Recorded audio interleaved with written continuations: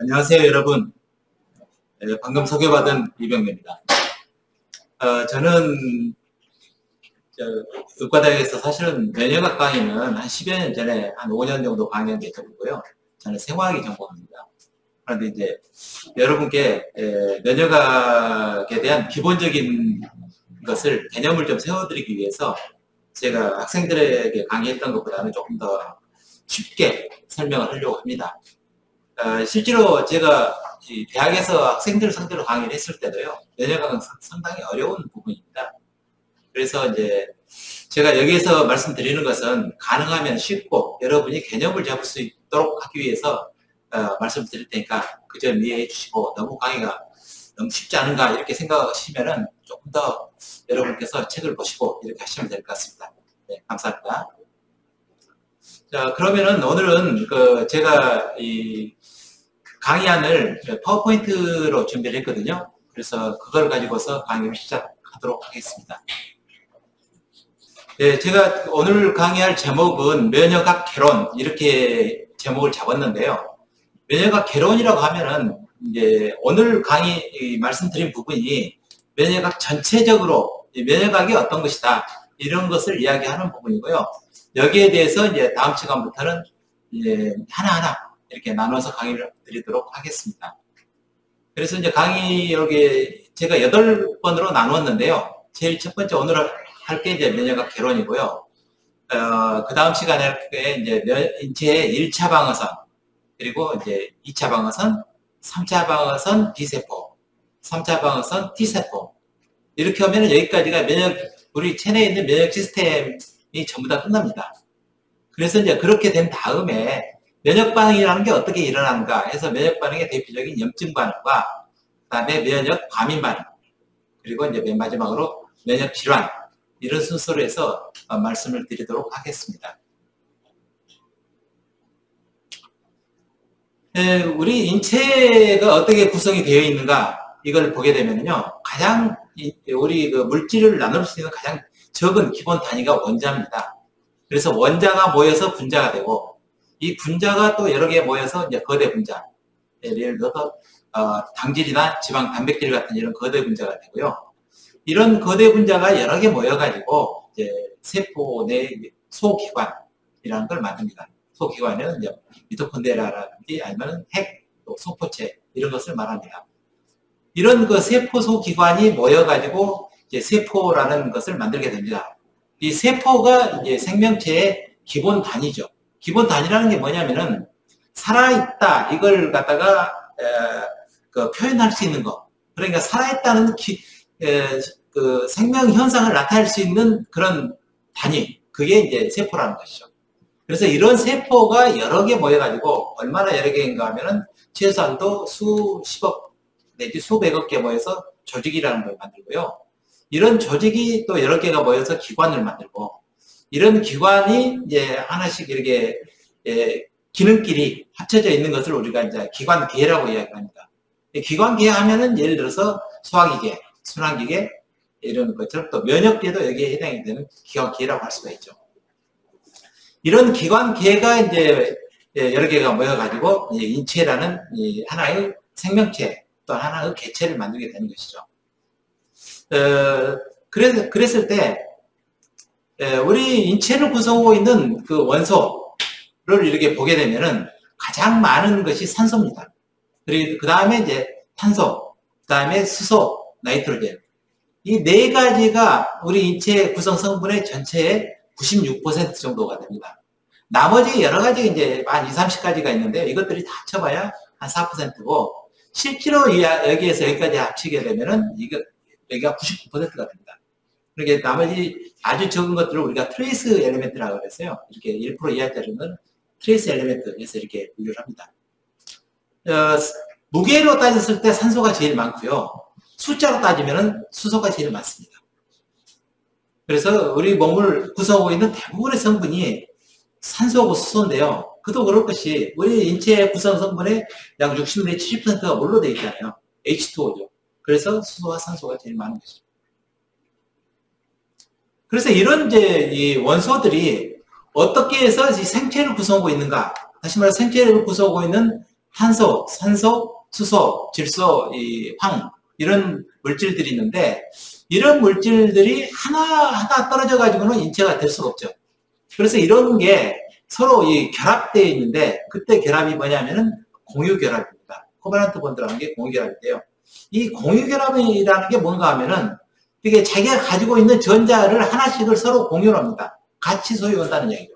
공동 소유에서 공유라고 이야기를 할 수가 있습니다. 그래서 예를 들어 여기 나와 있는 것이 물인데 H2O인데 물은 산소가 수소와 전자를 하나씩 서로 공유하고 있다는 것이죠. 그래서 이런 공유결합에 의해서 이제 물질이 만들어지는 것입니다. 이 공유결합, 다시 말하면 이제 이런 걸 우리가 화학결합이라고 이야기를 하는데요. 이 화학결합은 강한 결합과 약한 결합 두 가지로 나눌 수가 있어요. 그럴 때 공유결합은 굉장히 강력한 결합입니다. 이 강한 결합이기 때문에 결합 에너지가 굉장히 크다는 이야기죠. 그래서 이제 이런 공유결합은 이 공유결합이 이루어지거나 아니면 이걸 끊으려고 할 때는 반드시 효소가 필요합니다. 그래서 효소 반응에 의해서 일어나는 반응이 공유결합이 끊어지거나 이어지는 반응이고요. 나머지 결합들은 약한 결합인데요. 예를 들어서 이온 결합이나 하이드로겐 결합, 또 반데르발스 결합, 또 하이드로포빅 이런 결합들이 있는데 이런 결합들은 굉장히 약한 결합입니다. 그래서 이런 화학결합들은 화학결합이 일어날 수 있는 조건만 주면은 저절로 일어납니다. 그렇기 때문에 이런 결합들은 우리가 저절로 생겼다가 저절로 끊어졌다 하기 때문에 이런 화학결합을 갖다가 변형시키는 데는 효소라든가 이런 게 필요 없다는 얘기죠. 그래서 저절로 반응이 일어날 수가 있다. 따라서 우리가 결합을 약한 결합도 생체 반응에서는 굉장히 중요하지만은 그러나 생체 물질이 합성되고 분해되고 이렇게 될 때는 이런 것은 거의 의미가 없고 이 공유결합만 가지고 이야기를 합니다. 우리가 보통 이제 살아있다, 생명현상이 나타난다. 이것을 여러 가지 의미로 해석할 수가 있는데요. 저같이 이제 생화학을 한 사람 입장에서 보게 되면은 이 생명현상은 뭐냐 하면은 화학반응입니다. 근데 화학반응이 어떤 한 가지 화학반응이 일어나가지고는 생명현상이라고 할 수가 없죠. 예를 들어 우리가 걸어간다. 이렇게 또 말을 한다. 이렇게 할 때 이 말을 하기 위해서는 굉장히 많은 화학반응이 일어났는데 그 일어나는 화학반응이 말을 하는 그런 반응을 위해서 일어나는 것이죠. 그래서 그런 화학반응들이 어떤 화학반응이냐면 서로 공조해서 일어나는 화학반응이에요. 그것을 우리가 코오디네이티드 케미칼 리액션이라고 얘기하거든요. 이런 공조해서 일어나는 화학 반응들이 다 합쳐져 가지고 결과적으로 생명의 현상, 내가 말하는 거 이게 나온다는 것이죠. 그래서 생명의 현상이라는 것은 코오디네이티드 케미칼 리액션의 합이다. 이렇게 우리는 표현을 합니다. 이런 화학 반응이 일어나려고 하면은요, 화학 반응을 일으키는 반응물이 있어야 되고요. 이 화학 반응 결과가 만들어지는 이런 생성물이 있어야 됩니다. 그럴 때 화학 반응을 일어나는 물질의 생성물로 바뀔 때 여기에 그냥 되는 게 아니라 여기에는 반드시 효소라는 게 필요하다는 얘기죠. 효소 이꼴 촉매입니다. 이 화학 반응을 촉진시키는 물질인데 그게 이제 생체 내에서는 이걸 효소라는 게 이걸 한다는 것이죠. 그런데 이 효소는 이 생체 내에서 거의 대부분이 단백질로 되어 있습니다. 그래서 이 단백질이 이꼴 효소인데요. 이 단백질은 어떻게 해서 만들어지느냐 하면은 우리 세포 내에 들어있는 유전자로부터 만들어집니다. 그러니까 여러분이 유전자 하시면은 굉장히 어렵게 생각하실 수도 있는데 유전자가 뭔가 하면은 한마디로 이야기를 하면은 어떤 단백질을 만들 수 있는 유전 정보가 들어있는 DNA 그것을 우리가 유전자 이렇게 이야기를 하는 겁니다. 이런 유전자가 사람한테 몇 개가 있느냐 하면은 옛날에는 굉장히 많은 걸로 생각을 했는데요. 지금은 대개 한 3만 개 뇌 정도가 있다. 이렇게 이야기를 하는 것이죠. 다시 말하면은, 이 사람은 3만 개 정도 단백질을, 3만 개가 아니라 3만 가지죠, 가지. 3만 가지의 단백질을 만들 수 있는 유전 정보를 가지고 있는 게 사람인 거예요. 그래서 어쨌든 이제 이 화학 반응이 일어나기 위해서는 가장 중요한 게 효소라는 게 있어야 된다는 것이죠. 그럴 때, 우리 사람의 인체 내에서 여러 가지 대사 과정, 대사 이꼴 화학 반응이 계속 일어나는 건데요. 이런 대사 과정에서 일어날 수 있는 그 화학 반응, 그게 종류가 몇 가지냐 하면 다 해서 5가지 종류가 있다는 것이죠. 그 중에서 1번이 뭐냐면은 이 전자 하나를 떼서 옆으로 옮겨주는 거예요. 이 분자에서 전자 하나를 떼서 이렇게 옮겨주는데, 전자를 떼서 옮겨주는 건 이걸 수소 하나 한 분자를 떼서 옮겨주는 거하고 똑같아요. 그래서 수소 한 분자를 떼서 옮겨주는 것, 전자 하나를 떼서 옮겨주는 것을 우리가 뭐라고 말하느냐 하면은 전자 하나를 뗐다 붙였다는 것을 산화환원이라고 해요. 그래서 이것을 갖다가 산화환원 반응이죠. 이게 이런 반응이고, 두 번째 반응은 전자보다는 조금 더 큰 어떤 그 화학 분자단, 여기서 OH 그룹 대표로 써놨는데, 이 OH 그룹을 떼서 옮겨주는 거예요. 이것을 갖다가 우리가 그룹 트랜스퍼 반응이라고 해요. 그룹탄,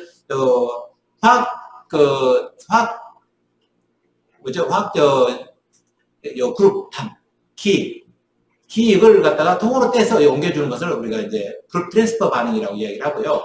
그 다음 세 번째로는 여기서 OH를 떼서 다른 데로 옮긴다. 이런 게 이제 그룹 트랜스퍼 반응이죠.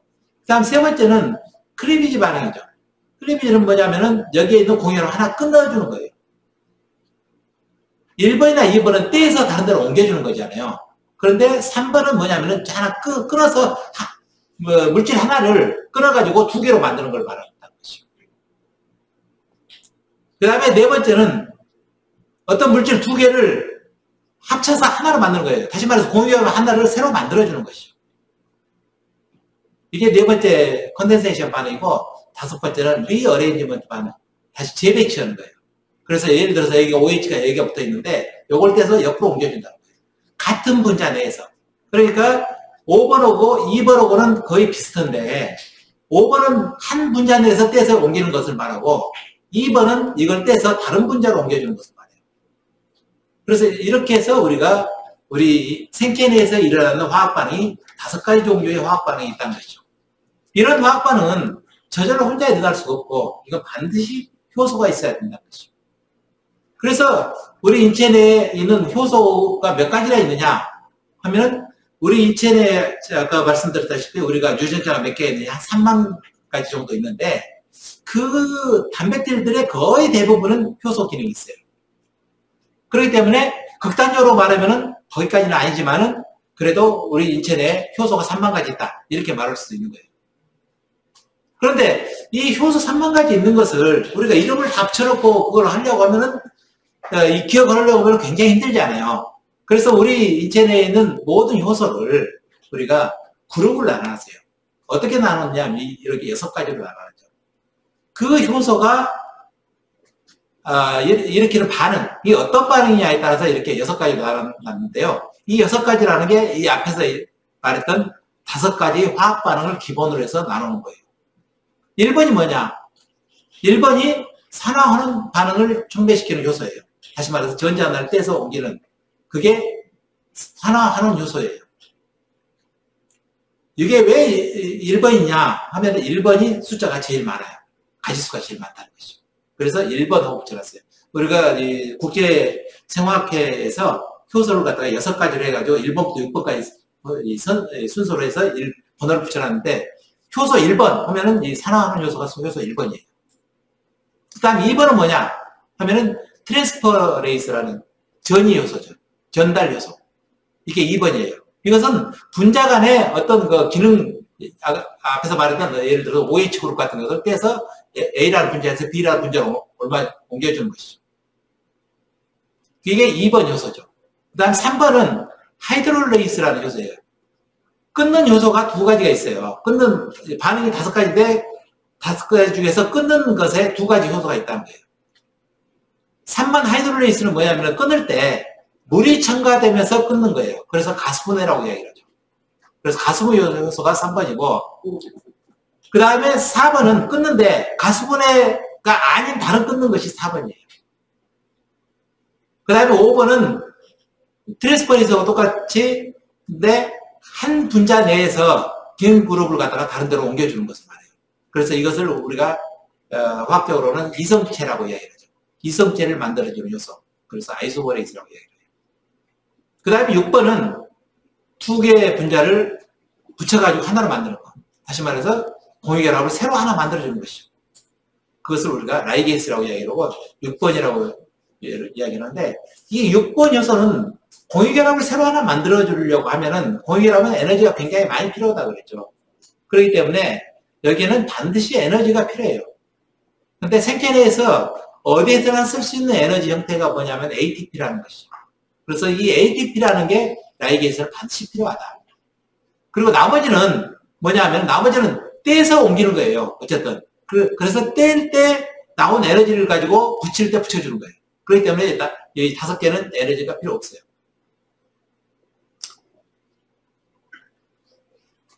그래서 이렇게 이제 효소에 의해서 생체 반응이 일어나가지고 이 생명체가 살아가는데, 이 살아가는 생명체의 기본 유니트, 이것을 우리가 세포다, 이렇게 이야기하는 거죠. 그럴 때 세포의 종류는 우리가 두 가지가 있어요. 하나는 핵이 있는 유핵세포, 또 하나는 핵이 없는 무핵세포죠. 핵이 있느냐 없느냐를 어떻게 알 수 있느냐 하면요, 현미경으로 보면 보여요. 이게 핵이 보이는 것은 왜 보이느냐 하면은 이 핵과 이 주변과의 경계에는 경계선이 있기 때문에 보이는 거예요. 그 경계선이 뭐냐면은 핵을 둘러싸고 있는 이 핵막이에요. 그래서 핵막이 있으면은 유핵세포고 핵막이 없으면은 무핵세포예요. 핵 안에는 뭐가 들어있느냐 하면 핵산이라는 물질이 들어있어요. 핵산은 우리가 이제 DNA하고 RNA를 이야기하는 거죠. 그리고 이 핵산 안에 가서 이제 유전자가 들어있는 거예요. 그런데 그러면 무핵세포는 핵산이 없느냐 하면 있죠. 있는데 핵막이었기 때문에 경계선이 없는 거예요. 그래서 여기에서 경계선이 없기 때문에 핵 안에 있는 물질이나 밖에 있는 물질이 똑같죠. 그냥 다 섞여 있다는 얘기예요. 유핵세포는 대개 어떤 세포냐 하면은 대개 이제 동물, 식물 세포들이 다 유핵세포죠. 무핵세포는 대개 세균들이에요. 그래서 무핵세포가 유핵세포보다는 조금 더 원시세포다, 이렇게 생각을 하는 거죠. 우리가 생명체가 살아있다를 생물학적 기준으로 봤을 때 살아있다는 기준이 뭐냐면은 자손을 만들 수 있느냐 없느냐가 그 살아있다의 가장 기본적인 평가 방법이죠.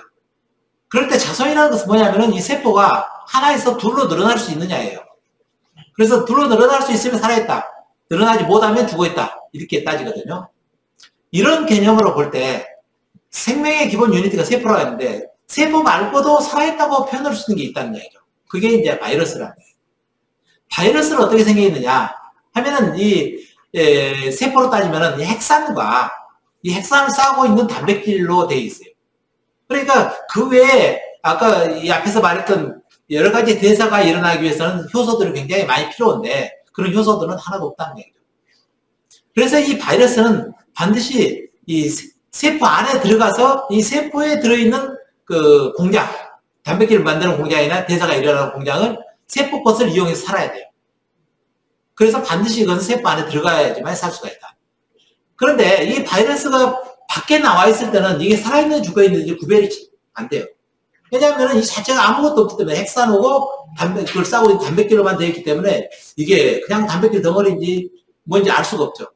그런데 이게 살아있다는 것은 뭐냐면 이게 세포 안에 들어가면은 여기에 3마리가 들어가서 이게 수십 마리 내지 수백 마리로 늘어나서 나와요. 그러니까 자손이 늘어나잖아요.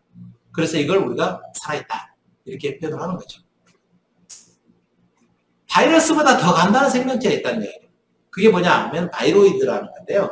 이것 바이러스는 핵산이 있고 그걸 싸고 있는 단백질이 있었어요. 근데 바이로이드는 핵산만 딸랑 있는 거죠. 핵산만 딸랑 있는데 이 핵산도 세포에 들어가면 이 핵산이 하나가 10개, 20개로 들어가서 나온다는 얘기예요. 그렇기 때문에 이것도 살아있다, 우리가 이렇게 표현해요. 그래서 일반적으로는 이런 바이러스나 바이로이드는 생명체의 예외죠. 어떻게 보면. 정상적인 생명 현상을 나타낼 수 있는 시스템을 갖추지 않고 있는 그런 예외인데, 이런 것들도 이게 세포 안에 들어가면은 이게 여러 개로 늘어나서 나오기 때문에 이것도 살아있다, 우리가 이렇게 봐주는 거예요. 이런 것들은 주로 여러 가지 질병을 일으키는 그런 물질들이 해야 되는 거죠. 그래서 이제 이런 세포로 인체가 구성이 되어 있는데, 세포 하나가 여러 개 모여서 조직을 만들고, 이 조직이 다시 장기를 만들고, 이 장기가 기관계를 만들고, 이 기관계가 사람이랑 개체를 만들게 된다는 것이죠. 그래서 오늘은 이제 그 중에서 이 면역계, 이 기관계, 여기에 해당하는 그 면역계에 대해서 말씀을 드려보도록 하겠습니다. 면역이라고 하면은 우리가 영어로는 immunity 이렇게 이야기를 하거든요. 그럴 때 이 면역을 뭘 면역이라고 이야기를 하느냐 하면은 우리 인체에 외부에서 들어오는 침입자 혹은 내부에서 변형된 세포들, 면역세포라는 게 대표적으로 우리가 암세포를 이야기할 수가 있어요. 또는 바이러스나 금방 앞에서 말했던 바이러스 이런 것에 감염된 세포들, 이런 것들을 우리가 면역세포라고 이야기할 수가 있거든요. 그래서 이런 세포들로부터 몸을 갖다가 방어하는 작용을 통틀어서 우리가 면역이다 이렇게 얘기하는 거예요. 다시 말해서 외부에서 적이 들어오는 걸 막고 만약에 들어오면 그걸 잡아 죽이는 거죠. 내부에서 반란군이 생기면은 이걸 잡아서 없애는 거, 이것이 다 면역이다 이렇게 이야기를 하는 거예요. 그 다음에 면역 반응이라는 게 있어요. 면역 반응은 뭘 말하느냐면은 이런 면역을 나타내기 위해서 일어나는 인체 내에서 일어나는 반응, 이것을 통틀어서 우리가 면역 반응이다 이렇게 이야기를 하죠. 그 다음에 면역계, 이미 시스템, 면역계라는 게 있는데 이 면역계는 뭘 말하냐면은 면역 반응에 관여하는 세포하고 그 면역 반응이 일어나는 장기, 이걸 우리가 면역계다 이렇게 이야기를 해요. 그래서 여러분이 이 세 가지만 정확히 알고 계시면은 그 다음에 이제 설명 듣기가 여러분이 훨씬 쉬워지죠. 외부에서 우리가 이 침입자가 들어오면은 우리 인체 내에서는 이걸 방어하기 위한 방어 시스템, 다시 말해 면역계가 작동이 되는데요. 이 면역계는 우리 인체 내에 3단계로 되어 있다는 것이죠. 그 중에 제 1단계. 1단계는 뭐냐? 1차 방어선이라고도 보통 이야기를 하는데요. 이것은 물리화학적 방어선이에요. 물리적이나 화학적인 방어선이라는 거죠. 여기에는 면역세포가 직접 관여를 안 해요. 여기에. 그 다음에 2단계가 있어요. 2단계 방어선인데 이 2단계 방어선은 면역세포가 이 2단계고 3단계는 면역세포가 관여하는 반응이죠. 그래서 이 2단계는 면역세포 중에서 어떤 면역세포냐면은 파고사이트. 파고사이트라고 하면은 우리가 보통 그 식균 작용을 한다 그러죠. 잡아먹는 세포예요. 균을 잡아먹는 세포가 작용하는 거. 그 다음에 NK셀, 내추럴 킬러셀인데요. 이 NK셀에 의해서 일어나는 반응. 이 두 가지를 우리가 2단계 방어선이라고 이야기를 하죠. 이 2단계 방어선은 선천적인 면역이에요. 선천적인 면역이라는 게 뭐냐면은 우리가 태어날 때 면역력을 예를 들어서 100 정도 가지고 있다 하면 우리가 죽을 때까지 물론 좀 떨어지긴 하겠지만 별 변화가 없이 그대로 계속 가지고 가는 거예요. 그러니까 외부의 어떤 조건에 의해서 면역력의 변화가 별로 많이 생기지 않는 거죠. 이게 선천 면역입니다. 우리가 태어날 때 물려받은 면역이죠. 그리고 이것은 면역 반응이 비특이적으로 일어나는 거예요. 비특이적이라는 것은 뭐냐면은 외부에서 들어오는 그 적의 종류, 다시 말해서 침입자의 종류에 관계없이 전부 다 이걸 잡아 죽일 수 있다는 얘기죠. 예를 들면 외부에서 콜레라균이 들어오거나 아니면 장티푸스균이 들어오거나 아니면 뭐 이질균이 들어오거나 상관없이 다 잡아 죽이는 거예요. 이 세포들이. 그래서 외부에서 들어오는 그 침입자의 종류에 상관없이 다 잡아들일 수 있는 것이 이게 이제 2차 방어선이죠. 그런 의미에서 NK셀이라는 게 굉장히 큰 의미가 있어요. NK셀은 외부에서 들어온 걸 죽이는 게 아니라 내부 반란자를 없애는 거예요.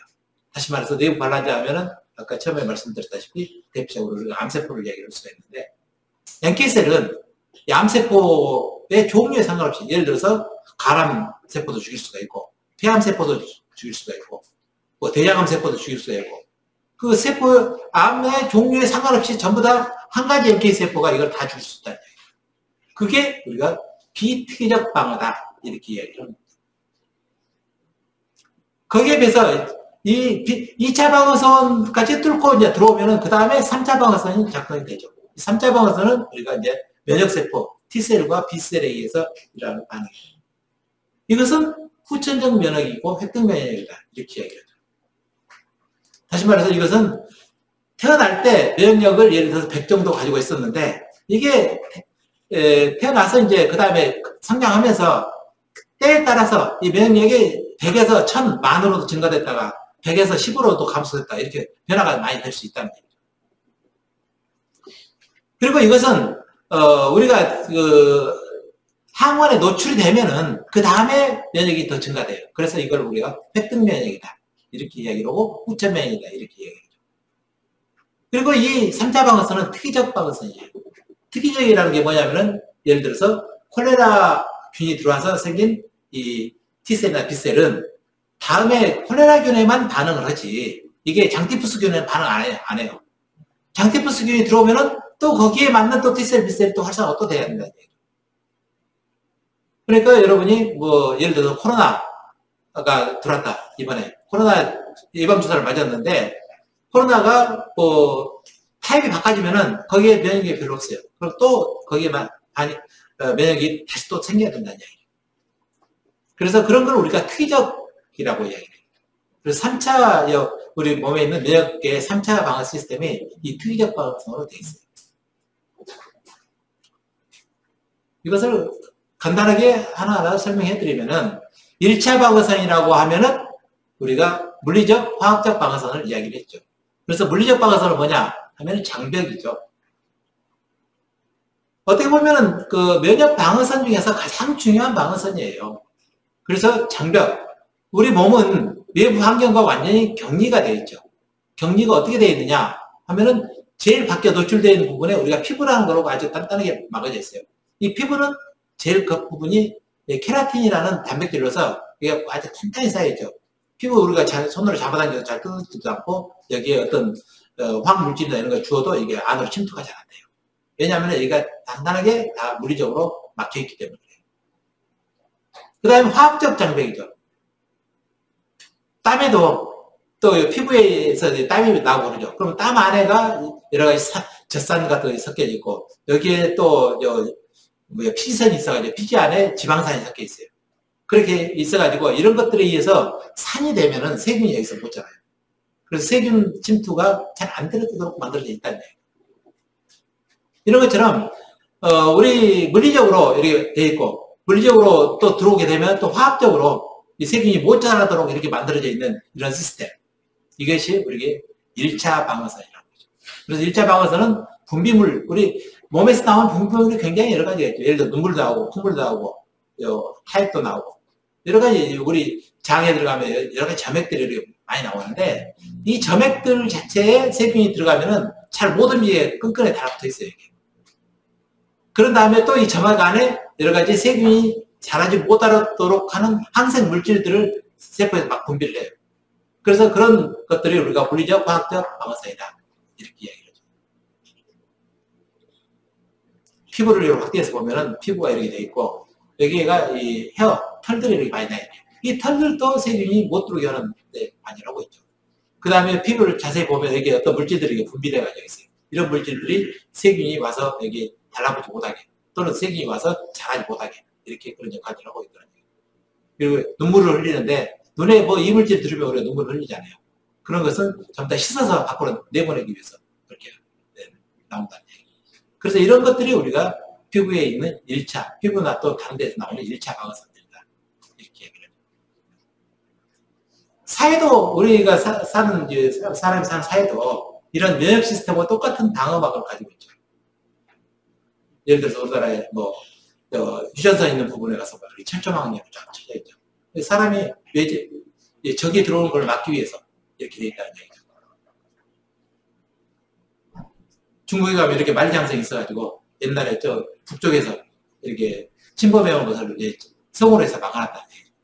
이 성이라는 것은 뭐냐 하면은 격리, 차단하는 목적으로 이렇게 성벽을 이렇게 쌓는 것이죠. 이런 게 물리적인 방어성이라는 거예요. 이렇게 물리적인 방어선을 만들어 놨는데도 이걸 뚫고 들어오면은 그 다음에 이제 우리 체내에서 2차 방어선이 작동이 된다는 얘기입니다. 2차 방어선은 말씀드렸다시피 비특이적 반응이다. 외부 침입자와 내부 배양자를 갖다 면역세포가 비특이적으로 제거하는 반응을 말한다. 여기에 관여하는 세포는 우리가 식세포 작용을 하는 마크로페이지나 그래뉼로사이트. 그래뉼로사이트라는 게 우리가 보통 혈액세포에서 말하는 호중구, 호상구, 호연구 이 세 가지를 이야기를 하는 겁니다. 그 다음에 자연살세포, NK셀을 이야기하는 거죠. 이런 것들에 의해서 일어나는 염증 반응도 해당이 되고 여기 발열 반응. 이 발열이라는 게 열이 이렇게 우리가 세균 감염이 되거나 아니면 피부 어디 손상을 입게 되면 그 열이 나잖아요. 그러면 열이 무슨 작용을 하느냐? 이게 열이 우리 인체에 굉장히 중요한 방어작용을 하는 거예요. 그 방어작용 중에 대표적인 것이 뭔가 하면은 이 열이 높아짐으로 인해서 세균에 들어있는 단백질들이 변성이 일어나요. 열에 의해서. 그러면은 단백질이 변성이 일어나면 단백질의 기능이 떨어지죠. 그래서 세균의 기능이 떨어져가지고 쉽게 이런 식세포들에 의해서 잡아먹을 수 있도록 그렇게 된다는 얘기죠. 그래서 열이 나는 것이 우리가 생각할 때는 우리가 이제 열이 나면 힘들기 때문에 빨리 해열제를 먹어가지고 열을 막 떨어뜨리려고 하는데 어떤 의미로 보면 열이 어느 정도 있는 것도 면역 반응을 위해서는 괜찮은 것이다. 이렇게 생각을 할 수가 있죠. 그래서 이제 우리가 생각을 해봐야죠. 열이 높아가지고 내가 힘든 게 더 어려운가? 아니면은 열을 낮춰가지고 내가 힘들지 않고 사는 게 더 좋은 것인가? 이걸 생각해가지고 이제 해열제를 먹든지 아니면 안 먹든지 이것을 결정을 해야 된다는 것이죠. 사회적 2차 방어선 하면은 1차 방어선은 우리가 철조망만 쳐놨죠. 2차 방어선은 감시를 한다는 얘기예요. 누군가 사람이 나와서 면역세포가 나와서 이렇게 감시하고 있는 거예요. 그래서 들어오면은 바로 그걸 잡는 거죠. 그 면역세포가 이제 NK셀과 그래뉴로사이트, 마크로페이지 이런 것들이 식세포들이 관여를 하고 있다.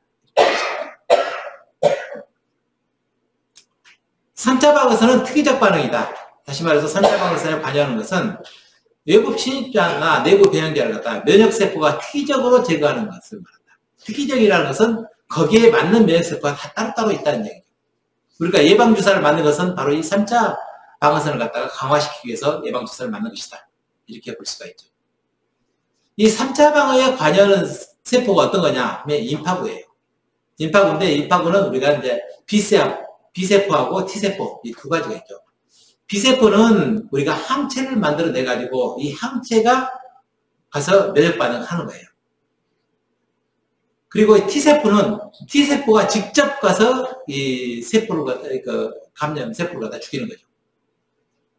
여기서 보시면은 이게 빨간 게 예를 들어 세균이라 보면은 세균이 여기서 침범에 들어오면은 B세포는 여기에서 파란 게 항체를 이렇게 몽땅 만들어냅니다. 그럼 항체가 여기에 가서 달라붙어요.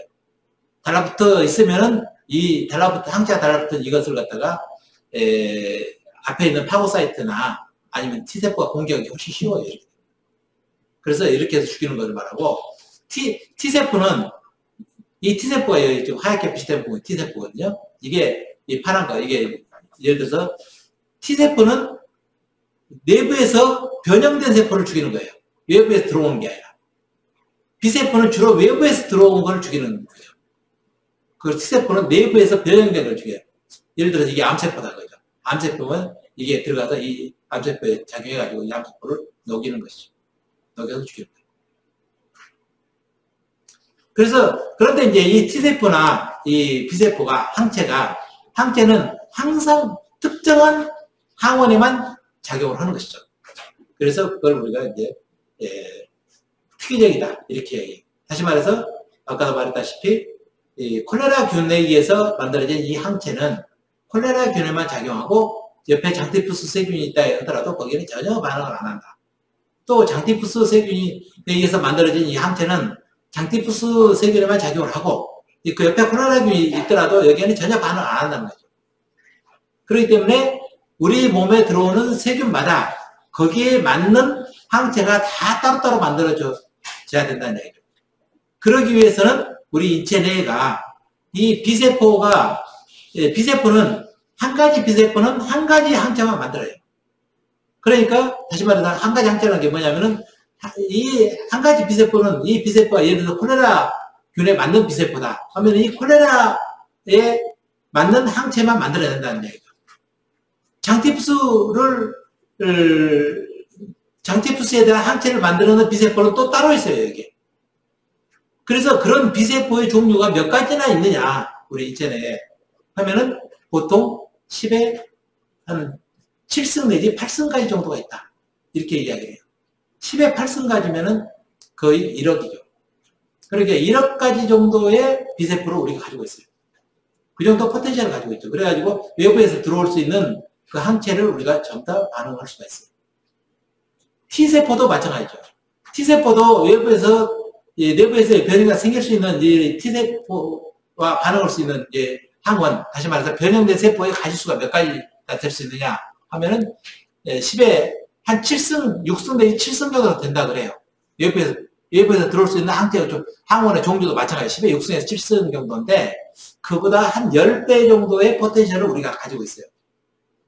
그래서 이제 외부에서 들어올 수 있는 모든 항원에 다 대항할 수 있는 항체를 만들 수 있는 B세포 또는 거기에 대항할 수 있는 T세포 이것이 우리 몸속에 이미 다 우리가 가지고 있다는 얘기죠.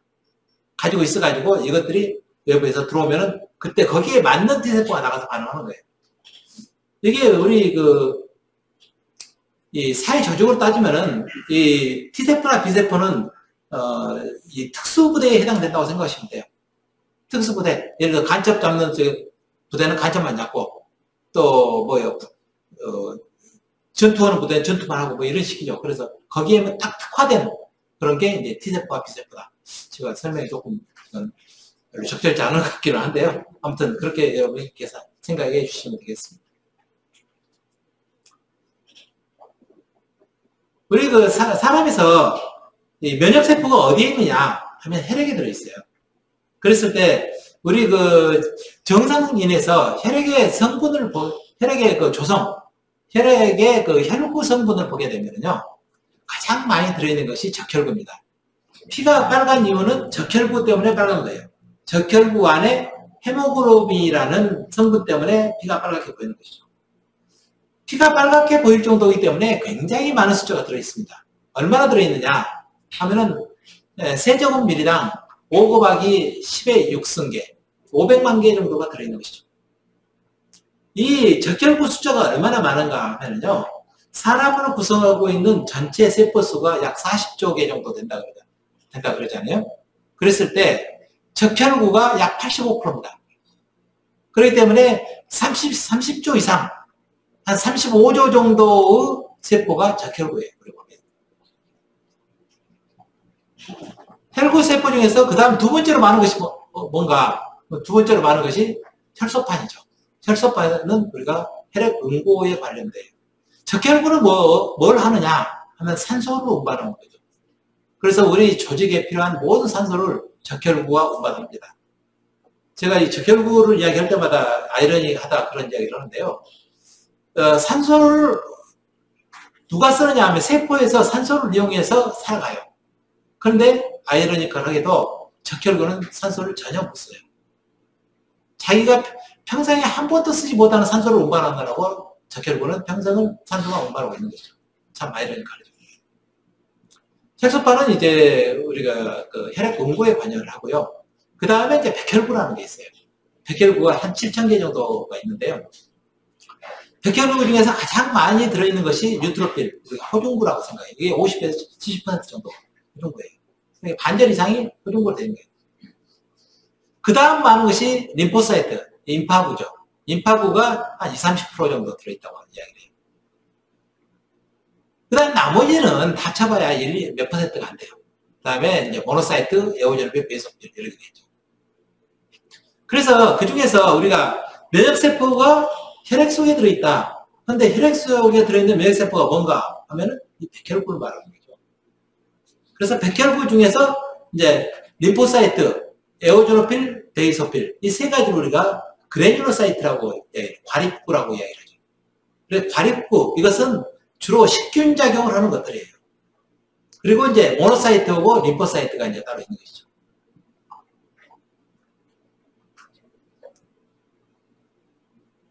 그래서 면역세포 하면은 혈액에 들어있는 이런 백혈구를 말하는데 백혈구 중에서 림파구가 있고 이제 림파구에는 우리가 세 가지 종류를 이야기를 할 수가 있어요. T셀과 B셀이 림파구고 NK셀이 림파구다 아니다 이제 이렇게 애매하기는 한데 이것도 처음에 만들어질 때 T셀, B셀하고 같은 줄기에서 만들어져요. 그래서 이걸 우리가 림파구 분류에 집어넣어요. 그 다음에 단핵구. 단핵구로부터 이제 D세포가 만들어지고, 수지상세포는 여기에서 보시면 이렇게 나뭇가지 모양으로 이렇게 갈라져 있다 해서 수지상세포라고 이야기해요. 그랬을 때 이 수지상세포는 이것도 단핵구로부터 유래해요. 사실은 단핵구가 혈관으로 빠져나와서 어떤 건 내식세포가 되고 어떤 건 수지상세포가 되는 거죠. 그 다음에 과립구가 있죠. 과립구가 호중구, 호상구, 해양구. 여기서 보시면은 과립구라고 한 이유가 여기에 보시면은 이렇게 세포 안에가 뭐 점이 많이 있죠. 점점점인데 이게 과립이에요. 이 과립은 이 안에 어떤 물질이 들어있는 거예요.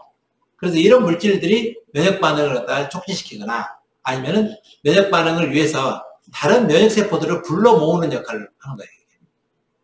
그래서 이 세 가지를 우리가 과립구라고 이야기를 하고, 이제 마크로페이지도 과립 조금 있고, 림포사이트는 과립이 별로 없어요. 수지상세포에는 과립이 아예 없죠. 그래서 이런 세포들을 우리가 면역세포다. 그렇게 이야기를 하죠. 그 다음에 이제 면역세포가 모여있는 장기들이 있는데, 그걸 우리가 림프 조직이라고 이야기를 하죠. 림프 조직은, 다시 말하면 면역세포들이 모여서 만들어진 조직. 이것을 우리가 림프 조직이다. 이렇게 이야기를 하죠. 이런 림프 조직은 우리가 1차 림프 기관이 있고 2차 림프 기관이 있어요. 이 중에서 1차 림프 기관이라는 것은 뭘 말하느냐 하면은 면역세포를 제일 처음에 만드는 조직이에요. 그러니까 우리가 사람이 이렇게 이제 태어날 때 사람이 제일 처음에 막 생겨가지고 면역세포가 어디서 만들어지나요? 제일 처음에 면역세포가. 그건 1차 림프 기관에서 만들어지는 거예요. 그 1차 림프 기관이라는 게 어딘가 하면은 흉상, 골수, 간 이런 데예요. 조류에서 이제 버사라는 데가 있는데 조류 말고 사람에서는 이게 없어요. 그래서 사람은 이 버사 역할을 하는 것이 간이나 골수가 그 역할을 한다. 그렇게 생각을 하는 거죠. 그 다음에 2차 림프기관이 있는데 2차 림프기관은 뭐냐면은 면역 반응이 일어나는 조직이다. 이렇게 표현을 했는데 다시 말하면은 1차 림프기관에서 면역세포가 만들어져가지고 여기서 만들어져서 이사해가지고 모여있는 데가 2차 기관이에요. 1차 기관은 처음에 면역세포가 제일 처음에 만들어진 데고 2차 기관은 여기에 이사해서 여기에서 다시 뭉쳐있는 데가 있어요. 그런 게 이제 2차 림프기관인데 이것을 다른 말로는 면역세포 여기에서 활성화가 일어난다고 이야기를 하죠. 그래서 여기에 해당되는 부분이 림프절이나 골수, 기타 여러 가지 림파구들이 모여있는 데가 있어요. 그래서 여기에서 보시면 이 골수는 1차에도 들어있고 2차에도 들어있어요. 그러니까 골수는 처음에 여기에서 림파구가 만들어져 갖고 그 다음에 어디에 교육을 받은 다음에 다시 여기 와서 또 있다는 얘기예요. 그러니까 골수는 우리가 골수가 림프 세포가 많이 있기 때문에 다음에 이제 여러분이 들어보셨지만 골수 이식이라는 걸 한다는 것은 여기에 있는 림프 세포들 이것을 갖다가 이식을 하는 것을 말합니다. 그래서 이런 림프 조직이 1차 림프 조직과 2차 림프 조직이 있는데 이런 림프 조직이 우리 몸에 굉장히 여러 군데가 많이 있죠. 특히 림프절 같은 경우는 굉장히 숫자가 많아요. 수천 개 혹은 수만 개가 된지도 모르죠. 그렇게 많이 있어요. 이런 림프 기관들이 어떻게 연결되어 있느냐 하면은 림프관이라는 걸 통해서 다 연결되어 있어요. 림프 기관과 림프 기관 사이에 림프관에 의해서 다 연결되어 있다. 그런데 이 림프관은 궁극적으로 맨 마지막으로 어디로 연결이 되느냐 하면은 이제 전체에 있는 림프관들이 다 모여가지고 결과적으로 이것이 흉관을 통해서 여기 좌쇄골 하정맥이라는 데로 여기에 들어가서 여기로 들어가요. 여기 좌쇄골 하정맥을 잘못 써놨는데요. 여기에서 보시면 여기 세 번째 여기가 좌쇄골 하정맥 지금 그림이 잘못되어 있습니다. 여기. 그래서 여기로 들어가게 되어 있습니다. 쇄골 하정맥으로 들어가기 때문에요. 림프액들은 전부 다 정맥으로 들어가서 다시 전신순환을 하게 된다는 것이죠. 그래서 림프액은 결과적으로 혈액으로 들어간다. 이렇게 되어 있습니다.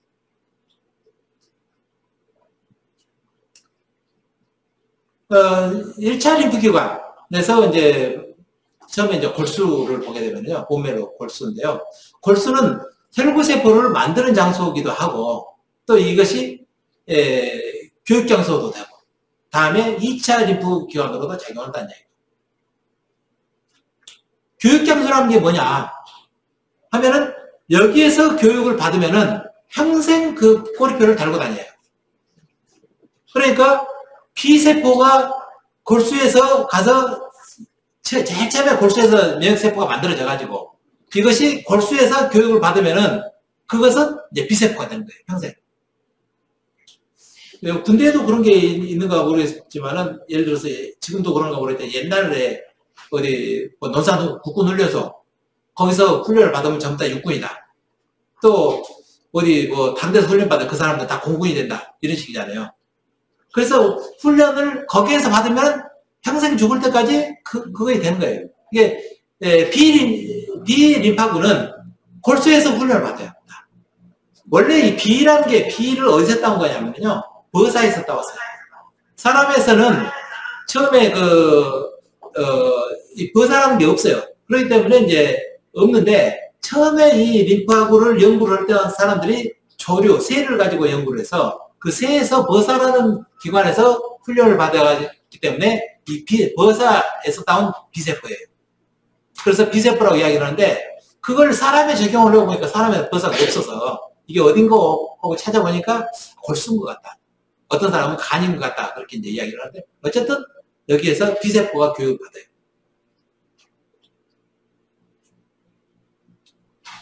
그래서 골수라는 게 처음에 림프하구가 만들어졌다가 B세포가 교육받았다가 그 교육받은 B세포가 다시 골수에 계속 있어요. 그 다음에 이제 T세포. T세포는 어디에서 교육을 받느냐 하면은 T세포는 흉선, 우리가 흉선을 좀 잘못 그렸는데요. 이 가슴이잖아요. 가슴에서 목 좀 아래 오면은 흉선이라는 상당히 큰 이렇게 장기가 하나 있어요. 이 흉선인데 이 흉선은 어려서는 태어나기 전에 상당히 커요. 그러다가 성인이 될수록 점점 줄어들어서 이제 노인이 되면 굉장히 거의 없어지다시피 해요. 이 흉선의 림포사이트가 아까 말했던 이제 간이나 골수에서 만들어진 그 림포사이트가 흉선으로 들어와요.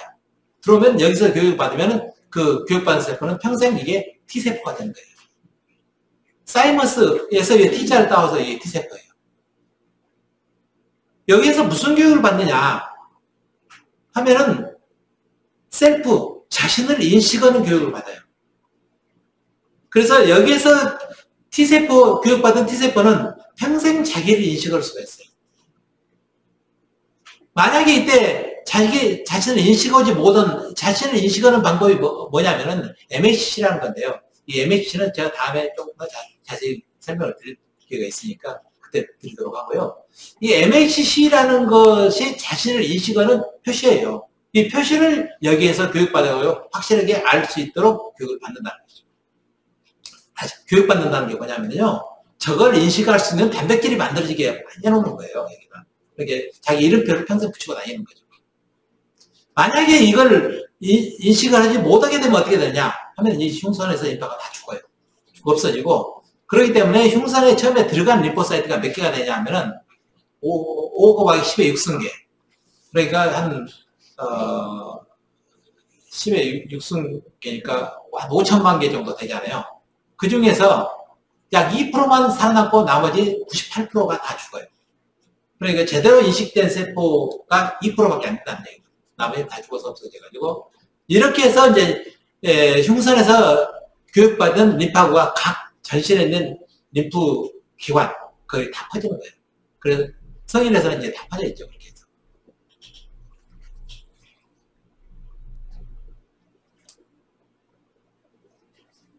그 다음에 이제 림프수의 순환이 있는데요. 림프라는 것은 이 조직에서 들어온 림프는 림프관을 통해서 결과적으로 흉관을 통해서 전부 다 정맥으로 들어가지고 전신순환이 일어난다. 이럴 때 림프관이라는 게 왜 있느냐 하면은 말초에서 쓰고 남은이라고 표시하면 좀 이상하지만은 말초에서 남아있는 액체를 갖다가 전부 다 림프관이 빨아들이는 거예요. 그럴 때 거기에 여러 가지 이물질도 같이 섞여 있을 수가 있죠. 예를 들어서 세균도 같이 있을 수도 있다는 얘기예요. 그러면은 이것들이 림프관을 통해서 혈액으로 들어가야 되는데, 혈액으로 들어가기 전에 이걸 걸러야 되겠죠. 세균 같은 것을. 그래서 걸르는 장소가 어딘가 하면은 이게 림프절이에요. 그래서 림프관을 통해서 들어온 그 액체를 걸르는 데가 림프절이죠. 절에서 다 걸러가지고, 이 림프절에서는 뭘 하느냐? 걸르는데, 걸른다는 것을 그냥 걸른다고 표현을 하는데, 실제로 여기에서는 면역 반응이 일어나는 거예요. 그래서 외부에서 들어온 내 몸에 맞지 않은 것들, 예를 들어서 침입자들, 이런 것이 있으면 여기에서 전부 다 면역 반응에 의해서 다 이것을 없애는 거죠. 근데 만약에 림프관이 아니고 바로 혈액으로 돌아와 버린 것도 있을 거예요. 침입자가. 그러면 이것은 우리가 비장해서 이걸 다 걸러서 죽여요. 그래서 우리 몸 시스템에는 이렇게 외부에서 들어온 침입자를 가만 놔두지 않고 다 걸러서 없애주는 시스템을 가지고 있죠. 그래서 이제 림프 순환이 일어나는데, 림프는 우리가 어떻게 해서 순환이 일어나냐면은, 이 림프는 이렇게 한쪽으로만 가요. 다시 말해서 혈액은 심장에서 이렇게 동맥을 통해서 나와가지고 실핏줄이 된 다음에 실핏줄에서 정맥으로 통해서 다시 이렇게 심장으로 들어가죠. 그럴 때 이 실핏줄이 하는 역할이 뭐냐면요, 이 혈액 안에 있는 여러 가지 영양 물질이나 성분들이 이 실핏줄에서 빠져나와가지고 옆에 있는 세포에 그것을 갖다가 전달해줘요. 그리고 이 정맥 쪽, 이 파란 쪽에서는 쓰고 남은 것을 다시 실핏줄 안으로 흡수해가지고 이렇게 가거든요. 그럴 때 이 혈액에서 여기에서 백이 빠져나오면은 이 동맥 쪽에 실핏줄에서 백이 빠져나왔는데, 그것 중에서 백이 다 이 실핏줄 정맥 쪽으로 흡수가 되느냐? 그렇지를 못해요. 예를 들어서 99.9% 혹은 99.9가 흡수된다 하더라도 일부 소양이 흡수 안 되는 부분이 남아있다는 얘기죠. 그것은 이제 이 림프관이 그걸 이러고 빨아들여요. 빨아들여가지고 이제 가는 거죠. 그래서 림프관의 끝을 보게 되면은 여기에는 좀 막혀 있는 것처럼 보이지만 밸브처럼 돼 있어요. 그래서 한쪽, 이쪽 반대 방향으로 안 열리고 이쪽 방향으로 갈 때는 이게 열려요. 열려서 굉장히 큰 물질도 이게 다 들어갈 수 있도록 돼 있어요. 그래서 끝이 열려 있고 이것은 다 이게 빨아들일 수 있도록 이렇게 돼 있기 때문에, 이렇게 해서 여기에서 동맥 쪽 실핏줄에서 빠져나와가지고 정맥으로 못 들어가고 남아있는 물질들이 전부 다 림프관으로 빨아들이는 거죠. 그래가지고 가다 보면은 이게 이제 여기에는 이물질도 많이 있을 수가 있잖아요. 그러니까 중간에 이걸 거르기 위해서 이 림프절들이 있죠. 림프절을 거쳐서 가야 돼요. 근데 림프절을 한 번만 거치는 게 아니라 두 번, 세 번, 네 번, 다섯 번, 여섯 번, 여러 번 거치는 거예요. 거쳐서 이렇게 된 다음에 맨 마지막에는 이렇게 흉관을 통해서 이렇게 정맥으로 들어가게 된다는 얘기죠.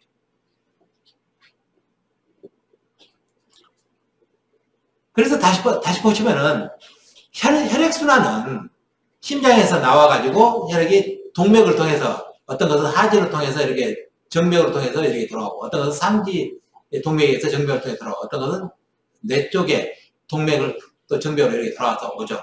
그러니까 결과적으로 혈액순환은 동맥으로 나가서 실핏줄이 된 다음에 다시 정맥을 통해서 심장으로 돌아오는 거예요. 그러니까 막혀있죠, 어떻게 보면은. 그러나 실핏줄 부분은 열려있어요. 그 열려있어야지만 그 길을 통해서 우리 전신에 있는 세포에 영양을 공급할 수가 있는 것이죠. 거기에 반해서 림프도 이렇게 다 전신에 퍼져 있어요. 림프관도. 관이 퍼져 있는데 이것은 나가는 관은 없어요. 들어오는 것만 있죠. 다시 말해서 혈관으로 따지면 동맥이 없고 정맥만 있다는 거예요. 그러면 나가는 건 어떻게 나가느냐 하면은 혈액에 의해서 나가가지고 이 정맥 쪽에 동맥 쪽에 나가서 다 정맥으로 못 들어가고 남은 것이 림프관을 통해서 들어온다는 얘기죠. 그러니까 결과적으로 림프순환은 혈액순환하고 완전히 밀접한 연관이 있죠. 그리고 혈액에서 못해준 부분, 혈액으로 안 되는 부분을 그걸 보충해주는 게 림프관이 하는 역할이라는 거예요. 그런데 이 보충이라는 게 남아있는 것을 몽땅 다 빨아들여서 가기 때문에 남아있는 것 그 안에 가서 여러 가지 이물질이 있을 수 있기 때문에 이것을 반드시 걸러줘야 된다. 걸르는데 누가 걸르느냐면은 림프절이라는 게 있어가지고 그런다는 거예요. 그래서 림프절이라는 게 뭐냐면은 신체에 들어온 이제 림프액을 통해서 여러 가지 이물질들이 림프절로 오잖아요. 그러면은 이 림프절에서 걸러가지고 이물질이 있으면 이걸 다 제거시키는데 그 제거시키는 것을 우리가 면역반응이라고 얘기합니다. 면역반응이 따라서 림프절이라는 게 뭐냐 하면은 면역반응이 일어나는 장소예요. 우리 사회 조직으로 따지면 여기가 검문소죠. 검문소에서 나쁜 놈이 오면 거기서 잡아야 되잖아요. 근데 이 사람의 바이러스 시스템을 잡는다는 개념은 없어요. 거기서 죽여서 없애는 거예요. 그래서 거기에 면역반응이 일어나는 장소다. 이렇게 하는 거죠. 그래서 림프절에서 면역반응을 일으키는 세포 뭐가 있느냐 하면은 X세포도 있고 거기에 T세포, B세포가 다 거기에 모여 있어요. 그래가지고 여기서 면역반응을 하는 것이죠. 그래서 림프절은 우리 전신에 이렇게 굉장히 많이 있는데 이렇게 가다가 또 한 관에도 여러 번 이렇게 있어요. 그래서 보게 되면은 이쪽에서 림프액으로 들어오면은 여기 림프절을 통해서 이쪽으로 다시 나가요. 그래서 이 림프절이라는 게 뭐냐 하면 검문소에 해당이 되고 여기에서는 전쟁터예요. 옆에서 들어온 적을 잡아 죽이는 전쟁터라는 거예요. 그래서 여러분이 전쟁터이기 때문에 예를 들어서 목이나 입 안에 뭐 폐였거나 목 밑에 있는 림프절이 만져져 커지잖아요. 커지고 이거 누르면 아파요. 그게 왜 아픈가 하면 그 전쟁이 일어나고 있다는 얘기죠. 그렇기 때문에 면역 반응에 의해서 여기에 염증 반응이 일어나기 때문에 그게 커지고 아프고 그런 현상이 나타나는데 왜 그게 나타나느냐 하면은 외부에서 침입자가 많았다는 얘기죠. 림프절을 우리가 다시 조금 더 이렇게 이제 스키마틱하게 그림을 그려서 이렇게 보게 되면은 여기 노랗게 표시된 부분이 이제 저미널 센터라고 얘기를 하는데 이 노랗게 된 부분에는 그 주위에는 뭐가 있느냐면 여기는 B세포가 주로 모여 있어요. 그리고 이 파랗게 된 부분 여기에는 주로 T세포가 모여 있어요. 그리고 이제 나머지 이런 부분에는 마크로페이지나 이런 것들이 이런 데 멍땅 모여 있죠. 그래가지고 이런 것들이 이제 옆에서 세균이 이렇게 이쪽으로 해서 들어오면은 여기를 다 거쳐서 지나가도록 해가지고 이것들이 전부 다 검문을 하는 거죠. 그렇게 해서 마크로페이지가 먼저 잡아먹고 마크로페이지에서 T세포가 활성화되고 그러면 T세포에서 B세포가 활성화되고 이렇게 해가지고 여기 안에서 이제 면역반응이 일어나는 거예요.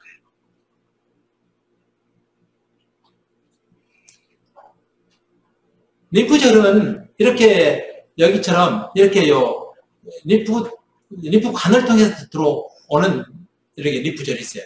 이런 것들은 여기에 막으로 쌓여져 있죠. 밖으로 못 나가게 단단한 막으로 다 쌓여 있어요. 그래서 이 안에서만 반응이 일어나는 거죠. 그런데 어떤 림프절은 이렇게 림프가 림프관을 통해서 들어오는 게 아닌 부분도 있다는 거예요. 그래서 그런 부분은 어디가 있느냐 하면 점막 림프절 같은 경우는 저렇게 막으로 림프절이 쌓여있지가 않아요. 쌓이지 않아서 그런 걸 우리가 이제 점막 면역계라고 이야기하는데 이런 점막 면역계가 어디가 있느냐? 대표적으로 우리 이제 소화기계, 그 다음에 호흡기계 이런 데가 주로 있어요. 그래서 이런 데에 있는 림프절은 림프절이라고 이야기를 하지 않고 이제 뭐 패치니, 뭐 폴리크리니 이런 식으로 이름을 붙여놨어요. 그래서 대표적으로 여러분이 이제 편토선 같은 데도 림프가 굉장히 많이 모여 있어요. 그래서 여기에는 막으로 쌓이지 않고 림프가 그냥 덩어리로 모여 있다는 얘기예요. 그래서 아무 데서나 들어오면은 여기서 면역 반응이 다 일어날 수가 있죠. 편토선이라는 것은 우리 몸의 그 호흡기계에 가장 1번으로 서 있는 수분장에 해당이 되죠. 그래서 거기에 예를 들어서 어떤 균이 들어오게 되면 거기서 먼저 면역 반응이 일어나서 그걸 없앤다는 얘기죠.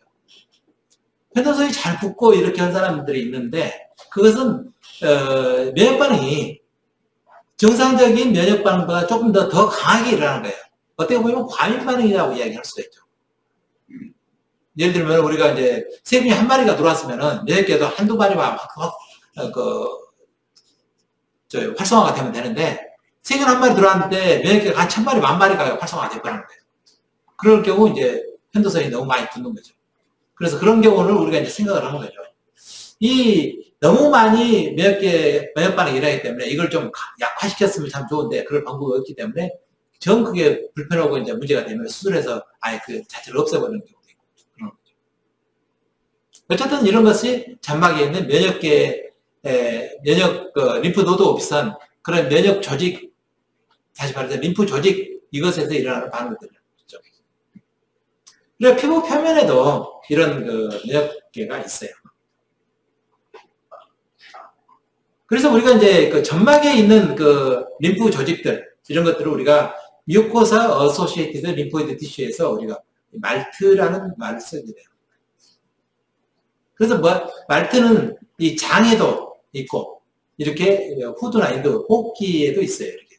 그래서 이런 것들은 여기에서 이제 조직 사진을 이렇게 사진인데요. 이렇게 보시면 이게 일반적인 림프절이에요. 림프절에 있는 거예요. 여기는 림프절이 보면은 이 끝에를 보면은 이렇게 끝이 아주 깔끔하게 이렇게 돼 있잖아요. 깔끔하게 보이잖아요. 확실하게, 명확하게. 이것은 막이 쌓여 있어서 이렇게 보입니다. 거기에 비해서 여러분들은 이렇게 어디가 정확히 경계가 잘 안 보이죠. 이것도 경계가 좀 잘 보이는 것 같지만 사실은 사진이 워낙 그렇게 나와서는 거지. 경계가 잘 안 보여요. 끝이 어디까지 끝인지 잘 안 보이잖아요. 이런 것들은 뭐냐면 막이 쌓여져 있지 않기 때문에 그래요. 그래서 왜 막이 쌓여져 있지 않느냐 하면은 호흡기나 장이거든요. 장에서 세균이 여기서 이렇게 들어와요. 들어오는데 막이 쌓여져 있으면 바로 열이 안 들어가, 안 들어가 여기를 피해서 지나가 버릴 거 아니에요. 그러니까 어떻게 보면은 여기에 사회조직으로 따면 검문소가 길에만 있는 것이 아니라 해안가에 그냥 막 있지 않아요. 그 해안가 검문소에 해당이 되는 거예요. 그래서 여기에서는 해안가로 들어오는데 예를 들어서 무장공비가 해안가로 들어올 때 길로 들어오는 게 아니잖아요. 아무데나 막 들어오죠. 그래서 그럴 가능성이 있는 부분에다가 우리가 초소를 만들어 놓고 거기에서 이 망원경으로 보는 것처럼 그렇게 하는 거죠. 여기도 마찬가지로 이렇게 막이 없이 이렇게 다 만들었다는 거예요. 그러니까 들어와서 바로 반응할 수 있도록 이렇게 만들어 있다. 이런 뮤코사에 관련된 예를 들어 말트 시스템이 있는 데가 후두나 인두도 있고 기관지에도 이렇게 있고 소장이나 대장 이런 장에도 이런 시스템들이 있다는 얘기입니다. 네. 오늘은 여기까지 해서 마치도록 하겠습니다. 다음 시간부터는 이제 1차, 2차, 3차 이런 방어 시스템 이것을 전체적으로 해서 설명을 드리도록 할게요. 감사합니다.